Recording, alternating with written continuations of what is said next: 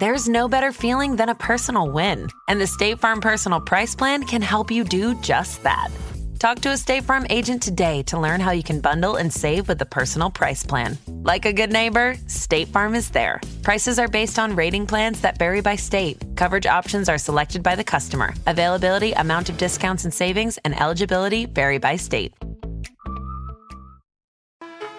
Everything you learned in history class was a lie. Well, maybe not everything, but they skipped the best parts. Introducing Stupiracy, where stupidity meets conspiracy. Ever heard of the Olympic marathon that nearly killed its runners? Or the time a pope put another pope's corpse on trial? Join me, Scott Rizzuto, and Tim McKernan as we uncover the most outrageous historical moments and mind-blowing conspiracies you won't believe actually happened. Tune into Stupiracy for your weekly dose of historical absurdity. Available wherever you get your podcasts. Remember, history is dumb, but laughing at it is smart. And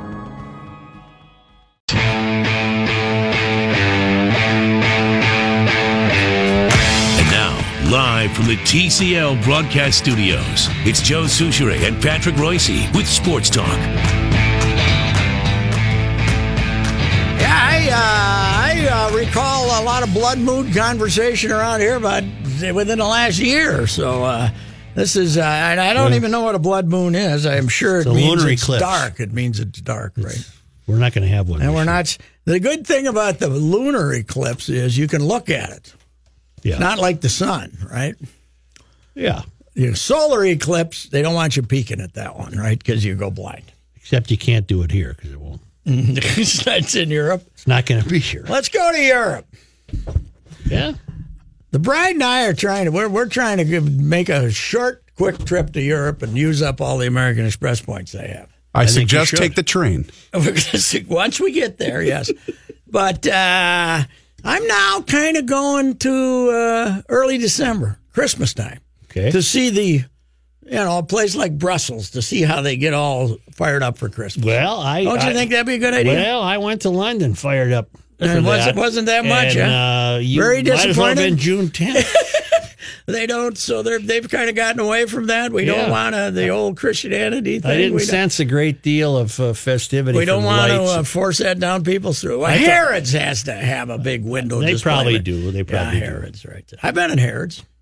I think I bought a can of fish or something. They got the greatest deli in the world at Harrods, man. Did you watch the Ted Williams documentary? Did not. I wish I had, but I was running around doing too many things. I did not. I got to watch. Was it good? What a character. Was it 90 minutes? Hour. Really? Yeah. They didn't long enough. No, and because it skipped everything post-baseball. I mean, really? It didn't have he was a manager for a while, right? Yeah, Rangers. Yeah. Washington Senators and then the Rangers. Bob Short hired him to draw people in Washington and then took him to Texas with him. Yeah, he was a great character as a manager. One hell of a pilot. Well, as a manager, he drove everybody crazy because he'd go out and give the other team hitting tips while they're in batting cage. He'd say, you're doing that all wrong, you know. Ted, you're on our side. Bob Costas said he was the real John Wayne, and to a certain extent, he was. Yeah, and then I'm thinking. I kept listening to his voice last night, and I thought he's an audio separated at birth, and it was pointed out to me by Paul in an email. Well, he was an audio separated at birth of John Wayne. Their voices were close. Extremely similar. How many years? 3 years in World War II he was gone, and then almost 2 more in Korea, right? 16 months in Korea. Yeah. And when he came back from Korea... He didn't want to do Korea. He was all in on World War II, but they he wasn't all in on World War II. Oh, he wasn't. He got so much heat, he went down and signed up. Oh, really? Yeah. Okay. He didn't want to go to Korea either, but he was in combat missions in Korea. Mm-hmm. And with WW2, he just practiced or what? Well, I think he was a teacher. He was such a good pilot. He was in flight school. Mm-hmm. But then when he came back from Korea, he assumed he wasn't going to play. He was prepared to be done. Thought he was finished. Huh? And then Yaki said, "Get down there in the batting cage. Come on, I don't want to." What was that? 54, maybe. Yeah. Well, I think he was a guy that could never stand to be less than excellent. You know? Oh my God, he was a really screwed up guy. You know, the old guy in Minneapolis who wrote the book on him? Who wrote the last? Lee Montville? Summer of '62. Who wrote that? Lee Montville? No. David, real author. Not Kahn, not Roger Kahn. No. David, Roger Angel? No. David, a biographer of non-sports people. What the hell? Who wrote the book? Halberstam. Okay. You know who hooked him up with Ted? Sid. How well Halberstam got a hold of Sid, and Sid called Ted Williams, and Ted Williams agreed to talk to him. Okay, when would Williams have played here? In the late 30s? 38 or 39, I think. Did Sid really get to know him? Yeah, Sid tells about riding with him in the car when he's driving 100 miles an hour. He had some fancy car driving down Excelsior Boulevard. Where's the party? Ted. Yeah. No, I've seen Ted say hello to Sid. Mm-hmm. You know, Ted, you know, they can have a good outfield for the Minneapolis Millers. Ted, Willie Mays, and Carl Yastrzemski. That's okay. That was a pretty good outfield. But I told you my Ted, I've said it many times, my Ted experience. Yeah. I'm sitting in the dugout in Winter Haven waiting to talk to the surly Roger Clemens. Right. And Ted comes and sits down next to me and says, "You from Minnesota?" And I said, "Yes." He says, "How's Sid doing?" I said, "He's hanging in there, still doing good." Then he said, "This Engel kid, how's he going to, is he on what are they going to do with him?" And I said, "Well, they're going to make him a catcher. He's, and that's the year he became an all-star." But Ted and Dave Engel's father grew up together and were the best of friends in San Diego. Really? Yeah. And he was, and so that's a pretty good, I get offered a pretty good piece there. Yeah. And so I go talk to Dave Engel, and I was telling these guys the story the other day. When they got out of school in San Diego, he and his sister that would get in the back of this Winnebago-y type trailer and drive across Route 66 to Lakeville, Massachusetts, and he would run Ted's summer baseball camp. The old man, I think it was Ray, but I'm not sure.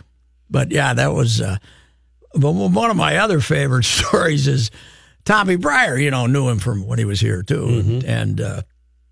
And the Seattle Pilots are in town in 1969, and Dave Bristol's like a 35-year-old manager, and he's running, or a 38-year-old manager. He's running around in the outfield, shagging flies and taking infield, running around, and Breyer says, "Ted, how come you're not out there running around like, this kid?" Ted's leaning against the batting cage, and he says, "How old is he?"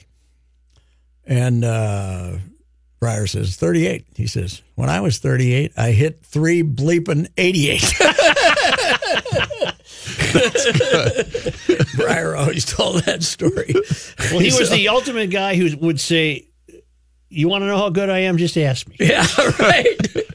Yeah, he's and basically a world-class fisherman. Yeah, 2 Halls of Fame. Yes, and he would spend the winter in Isle-Morada and the summer in Nova Scotia, right? Somewhere up in the Nova Scotia. You're introduced to a guy in this whose name I forget, but he became a lifelong fishing buddy. Mm-hmm. And Williams encountered this guy in Florida, and Williams was fly fishing. Mm-hmm. And this guy said to Ted, "You having any luck?" And Ted ignored him. Mm-hmm. And then he said it louder. "You having any luck there?" Ted ignored him. Mm-hmm. And finally the guy said something like, "I think I just got a couple of snook." Is that the name of the fish? Yeah. Snook? And that brightened up Ted. He said, "Well, yeah, where'd you catch snook?" They said, "Where'd you catch snook, Bush?"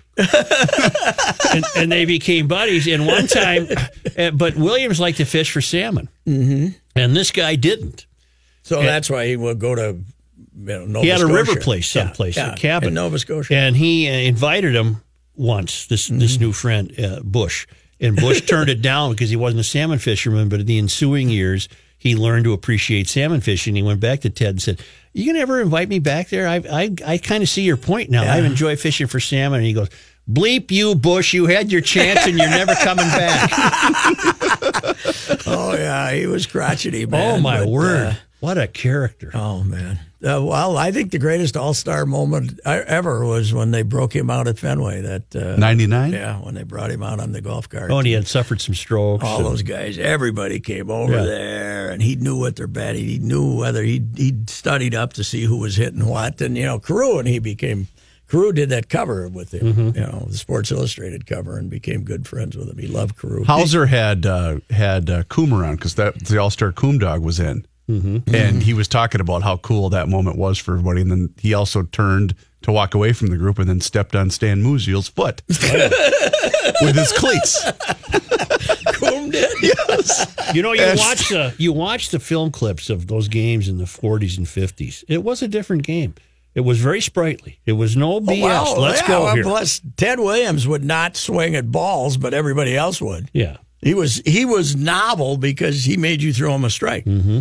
He'd look for balls in certain, but everybody else had just, what's the famous one that some catcher turns around and complains about a pitch not being called a strike, and the ump says, Mr. Williams will tell you when it's a strike. Well, Carew had a little of that going with the umps. Yeah, they wouldn't call him out much. Yeah. They wouldn't call him out Mr. much. Carew will tell you when it's a strike. Just a moment.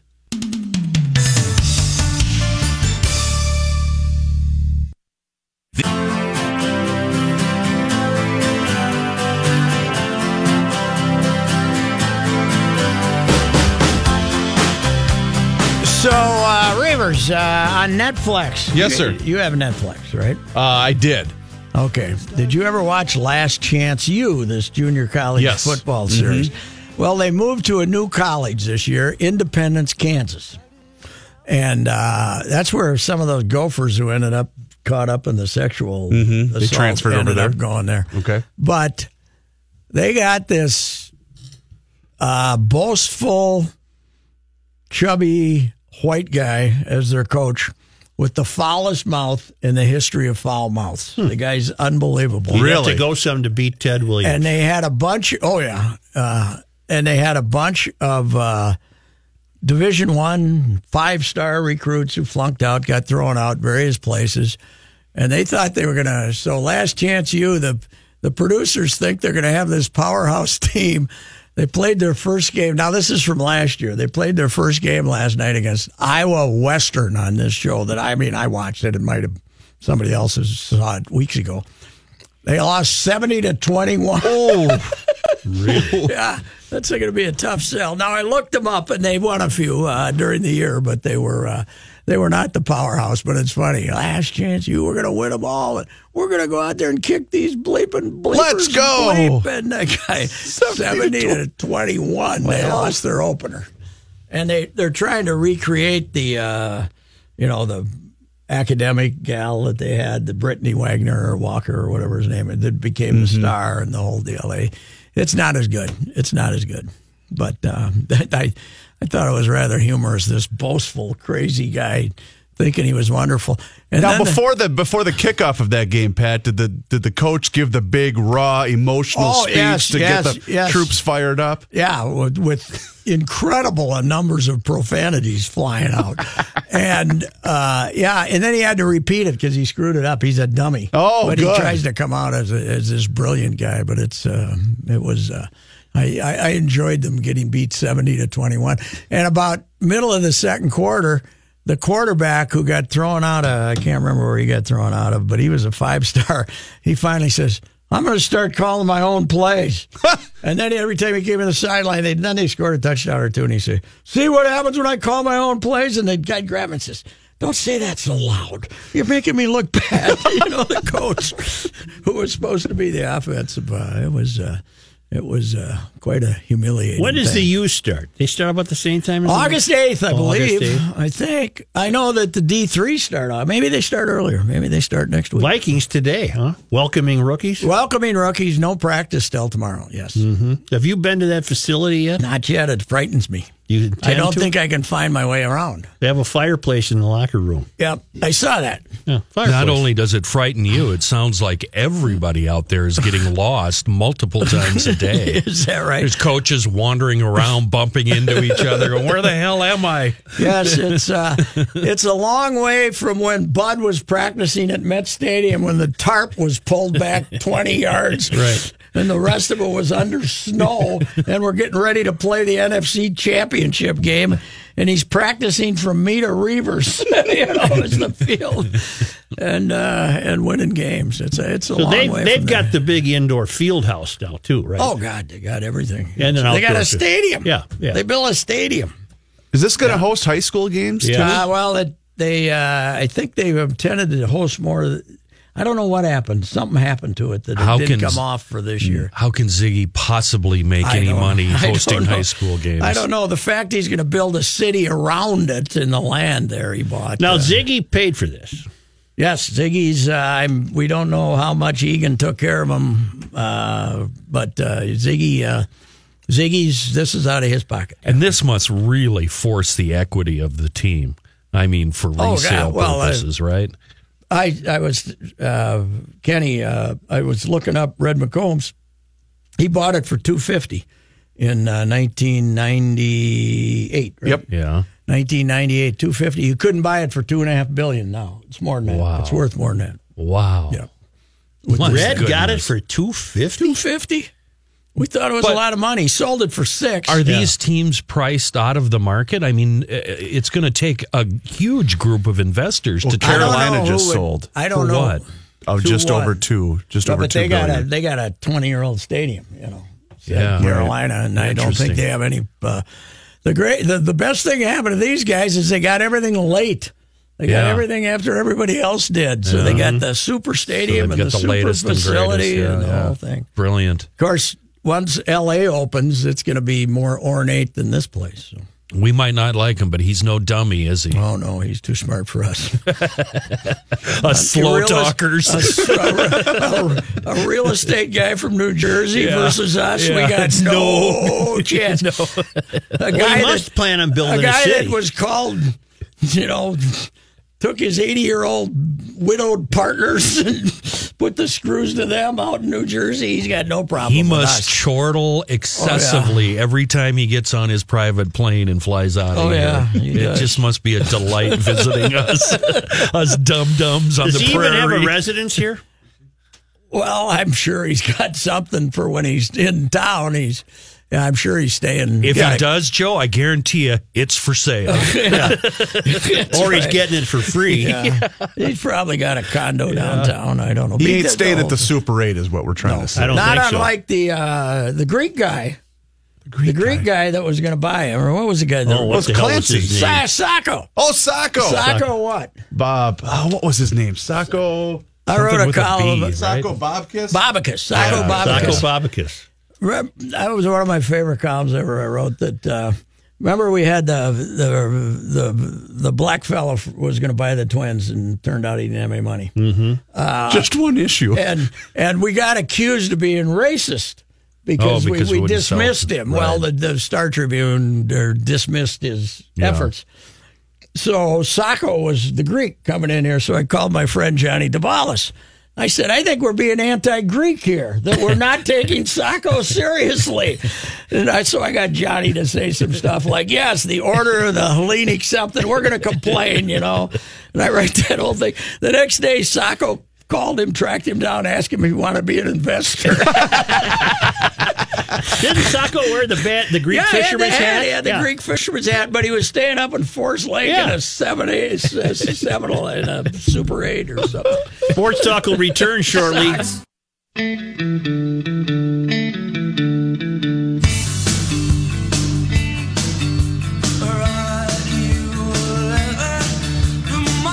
Here's John Haidt.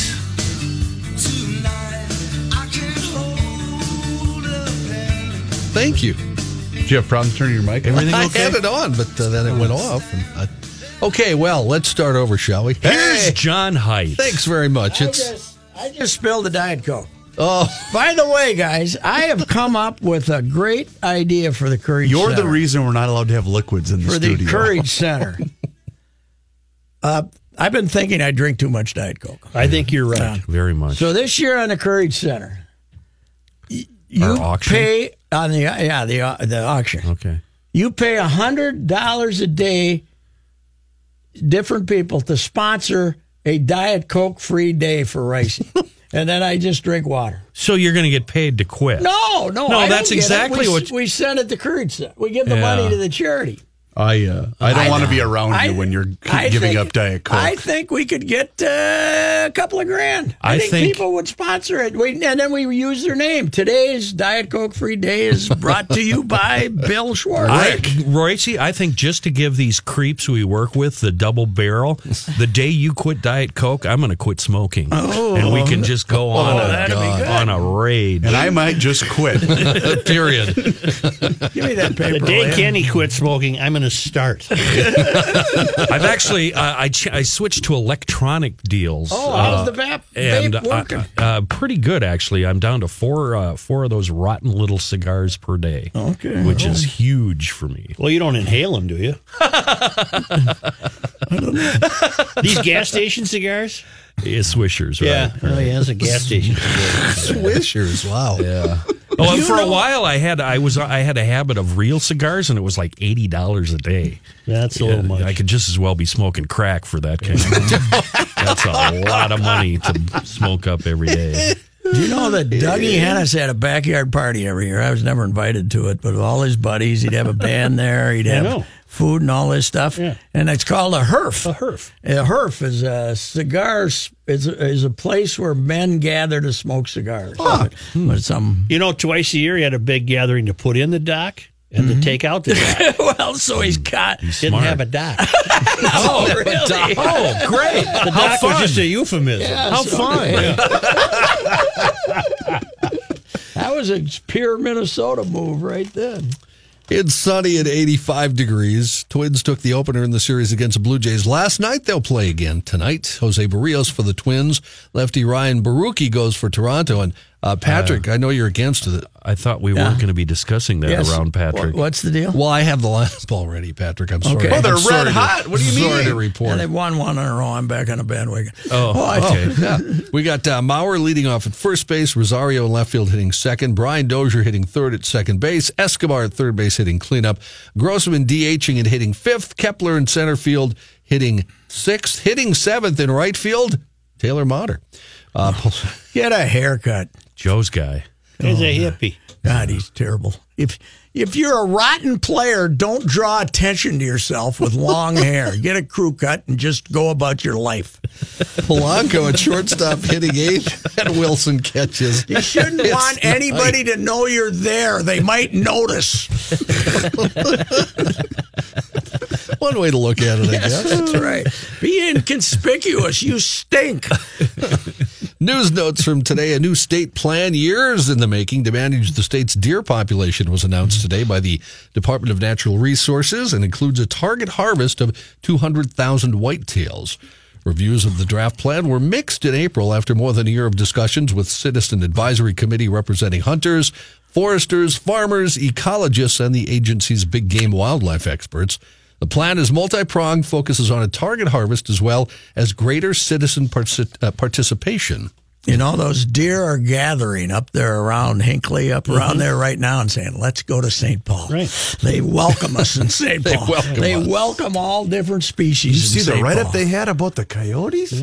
Yeah, they can go down there. The thing is, there's a bazillion little different mini zones, and the rules are different in each one of them. So it's not like an overall plan where everybody's going to harvest 3 deer. Let's go like Alabama, one a day. For everybody. One a day, yeah, just kill one. Of course, their deer are about the size of a small dog. Yeah. The Deer Hunters Group had advocated for a yearly target harvest of 225,000 deer. This plan calls for an annual harvest of 200,000 after DNR deer biologists pushed for a target of 190,000. The plan calls for annual deer management discussions around the state as part of the state's push for more transparency and input. And the thing is, last year in our zone, we were allowed a buck and a doe, and both my son and I shot that, and we still have 100 pounds at least left over. I mean, we've got meat we're never going to touch. We don't know what to do with. Bring it to the station, dummy. Oh, you want some? Yeah. It's going to cost you. Price just went up. Right. A representative from the Sexual Offenders Assessment Board is recommending Bill Cosby be classified as a sexually violent predator. The Montgomery County District Attorney requested a hearing on the report today so a judge can decide if Cosby will be classified as a sexually violent predator.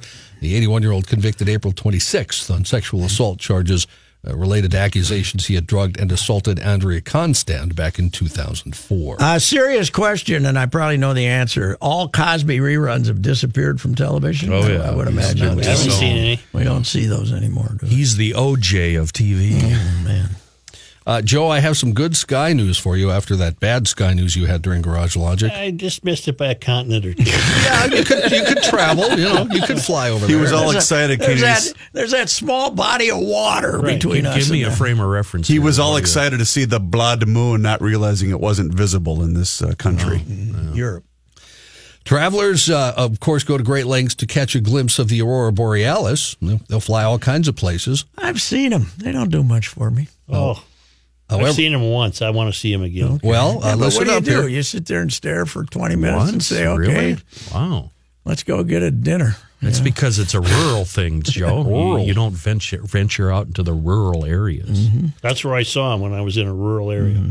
Tonight, Where do I go? Where? a geomagnetic storm may make them visible over parts of the Pacific Northwest, according to the Well, what National about us? Oceanic and What's that Atmospheric good- Administration. How about good over news. the pool in Golden Valley? Yeah, Can I see 'em? That's good news for the Pacific Northwest. We don't Not care for us. about them. No. In Seattle, which is one of the cities lucky enough to be positioned to catch a good glimpse tonight, local branch of the National Weather Service said solar wind speeds have picked up a little over the last few hours, and the interplanetary magnetic field has tilted south, and that's a good thing, by the way. You will have to contend with city pollution and moonlight, but you should be able to view it if you live in that part of the country. Haze from forest fires. Yeah. Have you guys seen this new dance craze where you get out of your car? Oh, Oh, God, I've read some about that. I'm already Well, I mean, outraged, and I don't know anything about it. You should be. The In My Feelings challenge took social media by storm this month, with thousands of people recording themselves dancing to Drake's new hit song. And it started with people just dancing, but now Would they pull over to some parking area, or do they do this in the middle of the road? Hang on. I'm going to have some issues if they don't make the light, I'll tell you that. Police departments and safety officials around the world are warning against a new trend, and in some cases reprimanding people who take part in the extreme version of it. When the original one went viral, people just started filming themselves dancing, like normal dancing. Sure, that's fine. But now it morphed into something a little more extreme. Not only are people dancing to In My Feelings, but they're jumping out of moving cars, busting a move in the middle of the street. You have to do a special kind of dance? Moving cars. Moving cars. Yep. In other words, the driver is getting out of the moving car. And as dancing. it's rolling, the other person is filming that person doing the dance. Exactly. I disapprove. This is where we're at in 2018, ladies and gentlemen. Well, some people appear to successfully hop out of the slow-moving car and dance. Others have been injured. Yeah, trying they to fall down, and the car trails off into the ditch and augers into a building. Some people recorded themselves falling out of the moving car. Others danced alongside their cars on busy streets, running the risk of getting hit by oncoming vehicles. A few have even posted videos of themselves getting hit while I'm not dancing in stopping. those streets. I'm not stopping. If I hit a dancer in the middle of the street, I'm keeping going. No, it should be your right as an American. Right. I'm going. Is this the same crowd that was eating those Tide pod things? Yep. Same kids. I'd Same say group it's of dum-dums? pretty close, yeah. Same ones that were throwing stuff at each other in the car. and Son, if getting you're killed. listening and I catch you doing this, I'm going to murder you. Murder you. The National Transportation Safety Board even is getting into the act and issued a warning against the challenge. They shared a link to its statement via Twitter saying, in transportation, distraction kills. Yeah. So don't do it. What do we call it, John? Stupidity. I know that. Dumb It's assery. just the In My Feelings challenge is what they're calling Or it. my wife. Whose song is this? Drake. My wife would call it bleepery with the F word. That's what she refers to that behavior. What type of as. artist is Drake? Drake is a singer-rapper. Is he a Sometimes singer-rapper? sings, sometimes Maybe raps. Reavers will bless us with a little Drake His when we come music back is from. awful. We'll come back from the break with Sure, some Drake. why not? Yeah. Trap money, penny.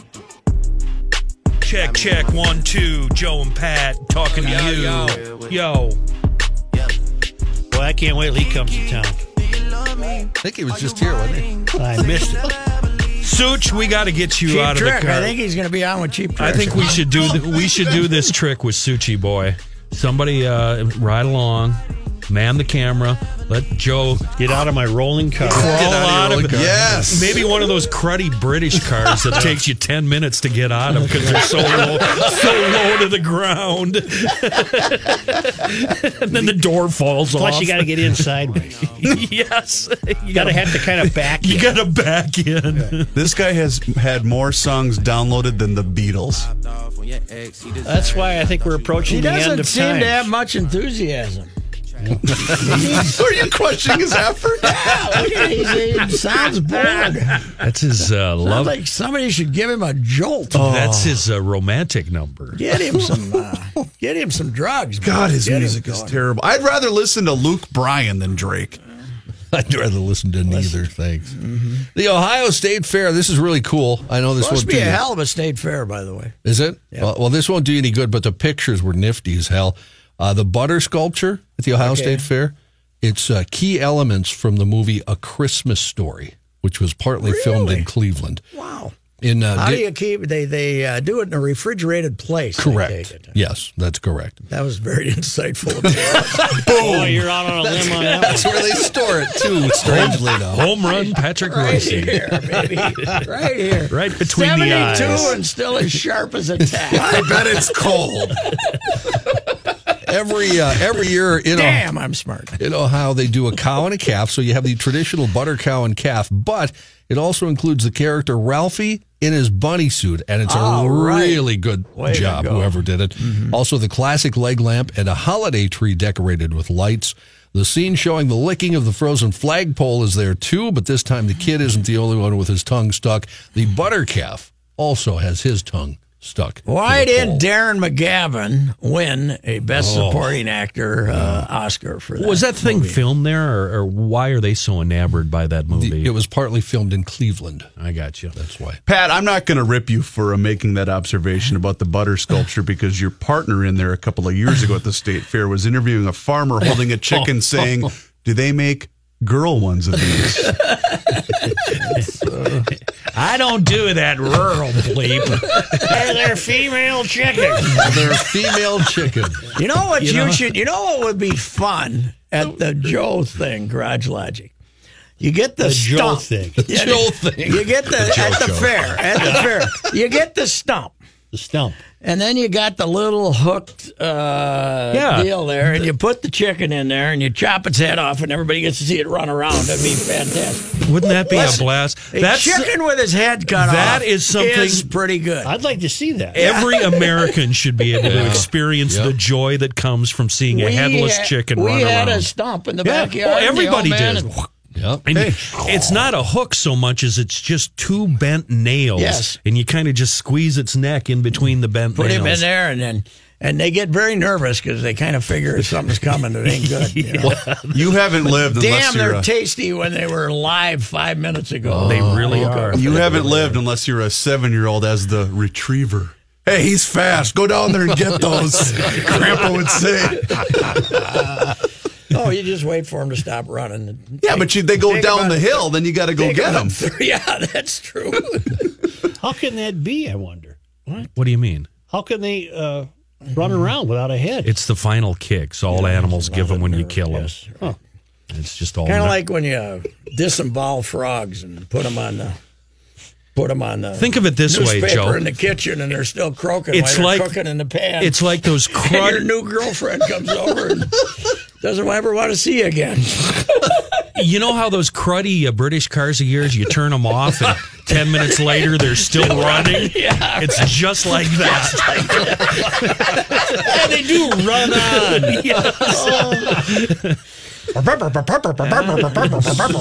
Come out 10 minutes later, it's still doing it. Oh. So, of the 5 people involved here, you're the only one, Joe, that's never seen a chicken's head cut off? I am deprived in that sense. One of my earliest memories, my aunt and uncle's farm. They took us there all the time to see the chicken's heads get cut off. You know what? I have to admit, your Joe thing during the fair would be way less interesting if you knew anything about farm life. Yeah, Kenny's right. Because I think that's what makes it so good. Yeah. I really do. And folks, it is not an act. No. It's like Joe and math. It's not an act. Yeah.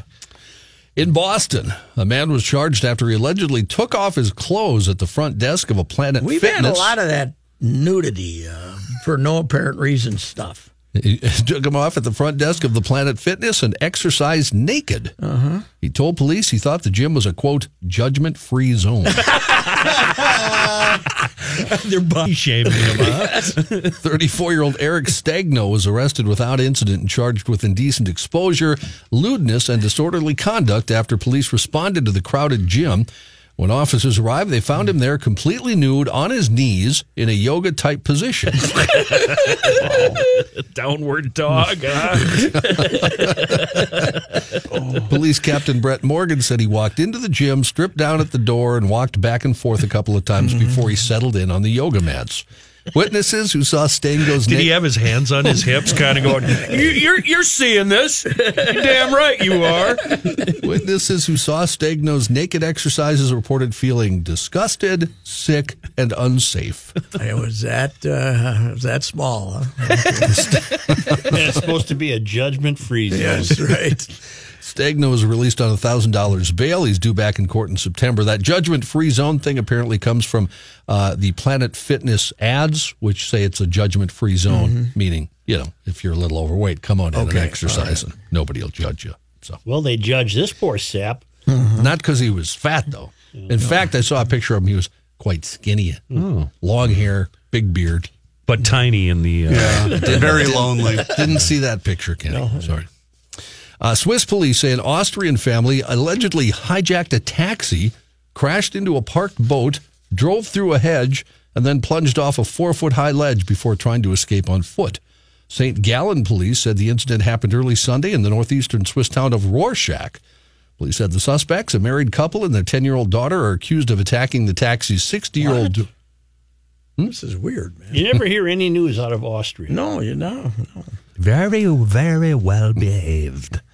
Their alleged taxi ride ended when the family crashed down the side of a driveway. Police say officers detained them as they fled. Police said, not surprisingly, the 38-year-old father was not in a fit state to drive and had no license. The girl and the taxi driver were slightly injured, required medical treatment, but both will be fine. So that's nice that the 10-year-old girl is wandering around with these two drunks. Exactly, mom and dad and the 10-year-old. All right, Johnny, I think we're good. Okay. Thanks. Well, we weren't, Pat, but that's okay. Kenny, time to leave.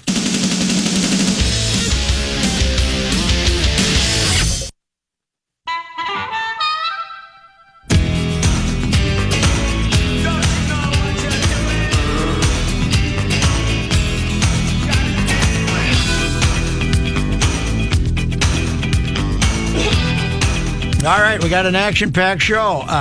Bruce Grant was a great quarterback. He died today of brain cancer at age 57. This is Bud's son. Bud's son was a great quarterback at UMD. And the early 80s with Jim Molosky was the coach. Molosky and Bud played together with the 1949 Gophers when they were great. And Mike Peacock was his center. We're going to talk to him a little later. Ben Grieve having a great summer as a golfer. Mm-hmm. And he's also married to a young lady named Lindsay Whalen. So we're who's probably had a busy summer here, being the Gopher coach and playing for the Lynx. Probably not playing a lot of golf together. And then Tom Kelly is going to be with us at 5 o'clock. So how old was Bruce Grant? 57. And where did he play his high school football? Probably in Bloomington. I think he was somewhere? Bloomington Jefferson. Yeah, I think he was Jefferson. But he didn't go into coaching like Mike. No. I don't think he ever did. He tried, I think he got in some camps after he got done with UMD, but he had a great career up at UMD. And then his nephew, Ricky Fritz, ended up being one of Bud's daughter's kids, ended up being a real good quarterback up at UMD too. And I'm sure Bud lobbied Bruce to go up and play at UMD because he and Molosky were big buddies. Yeah. That's a shame. Bud's not going to be. I communicated with Mike today, and he said Bud's having a hard time. So. 1500 ESPN is KSTP, St. Paul, Minneapolis. It's 82 degrees.